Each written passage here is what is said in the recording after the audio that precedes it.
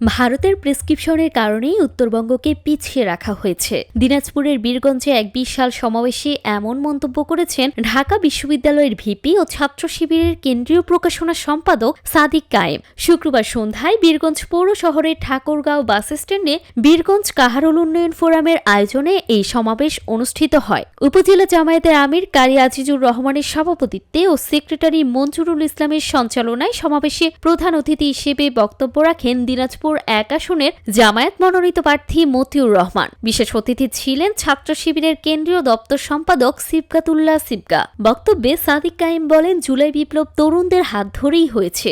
শহীদদের আত্মত্যাগের বিনিময়ে পাওয়া এই নতুন বাংলাদেশে এমন এক কল্যাণ রাষ্ট্র প্রতিষ্ঠা করতে হবে যেখানে ক্ষমতা থাকবে জনগণ ও তারুণ্যের হাতে। সমাবেশে আরও বক্তব্য রাখেন জেলা সুরা সদস্য মাওলানা মোহাম্মদ রফিউল ইসলাম, অফিস সেক্রেটারি মাওলানা মোহাম্মদ শহীদুল ইসলাম খোকন, শ্রমিক কল্যাণ ফেডারেশনের জেলা সভাপতি জাকিরুল ইসলাম, বীরগঞ্জ পৌর মেয়র প্রার্থী রাশেদুন্নবী বাবু, জেলা সহকারী সেক্রেটারি এস.এম. হাদিউজ্জামান হাদি, উপজেলা সভাপতি হামিদুর রহমান, প্রচার সম্পাদক মোহাম্মদ আমিনুল ইসলাম এবং ওলামা বিভাগের সেক্রেটারি মাওলানা মোহাম্মদ আজিজুর রহমান সহ জেলা ও উপজেলার নেতৃবৃন্দ, নেতাকর্মী ও সাধারণ মানুষের স্বতঃস্ফূর্ত অংশগ্রহণে পথসভাটি শেষ পর্যন্ত এক বিশাল জনসমুদ্রে পরিণত হয়।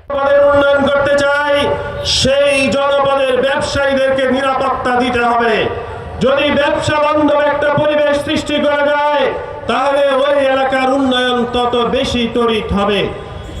আপনারা দোয়া করবেন, আমরা যদি রাষ্ট্র ক্ষমতায় যাই, এই এলাকায় নির্বাচিত হই, বীরগঞ্জ কাহারোলের ব্যবসায়ীদের নিরাপত্তা নিশ্চিত করা হবে। কোন ব্যবসায়ী যেন এক টাকাও চাঁদাবাজির শিকার না হয়, সেই পরিবেশ আমরা ব্যবসায়ীদেরকে উপহার দেব ইনশাআল্লাহ। সংগ্রামী ভাই বন্ধুরা, আমাদের বাংলাদেশের আয়ের অন্যতম উৎস হচ্ছে কৃষি নির্ভরশীল বাংলাদেশ। বীরগঞ্জ কাহারোলের এখানে যারা আছি আমরা সবাই কৃষিকাজের সাথে জড়িত।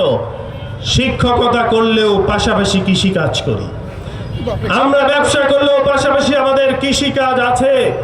কিন্তু দুঃখজনক হলেও সত্য, কৃষকরা তাদের নির্ধারিত মূল্যে তাদের সার কীটনাশক পায় না। আমি বিভিন্ন সমাবেশে জিজ্ঞাসা করেছি, সরকার কর্তৃক নির্ধারিত টিএসপি সারের মূল্য 1350 টাকা, এখানে কি আপনারা 1350 টাকা দিয়ে কিনতে পেরেছেন? কত দিয়ে কিনেছেন? 2200-2500। মানি রিসিভ দেয়? কিনার পর মানি রিসিভ দেয় না।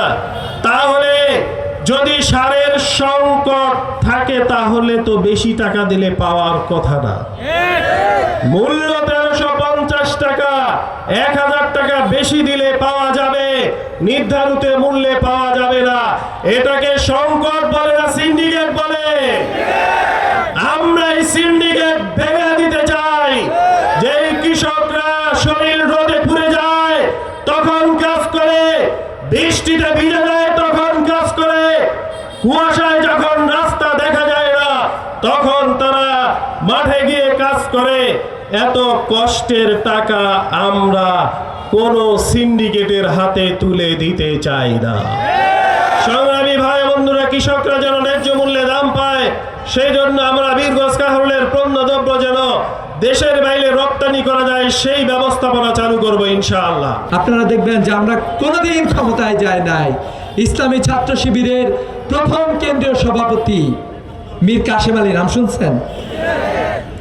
ক্ষমতায় গেছিলাম, কিন্তু ক্ষমতায় না যেও অসংখ্য মানুষের কর্মসংস্থান নিশ্চিত করছে না, মানুষের জন্য হাসপাতাল গড়ে তুলছে না।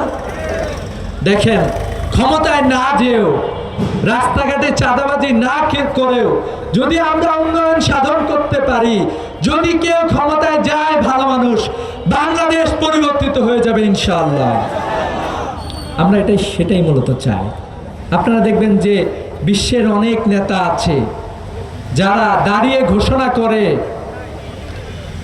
মালয়েশিয়া যায় দেখবেন যারা দায়ের 5 নামের একটা দল আছে, উনি যা ইনকাম করে খুবই সাদাসিধা জীবনযাপন, তার ইনকামের একটা অংশ উনি রাষ্ট্র কোষাগারে জমা দিয়ে দেন। এরকম শাসন ব্যবস্থা আমরা দেখছি। আমরা তো চাই আমাদের শাসকরা হবে ওমরের মতো, যে ওমর বলবে যে ফোরাতের তীরেও যদি কেউ না খেয়ে মরে, সেই তার জবাবদিহি ওমরকে করতে হবে। আমরা আসলে এরকম নেতৃত্ব চাই।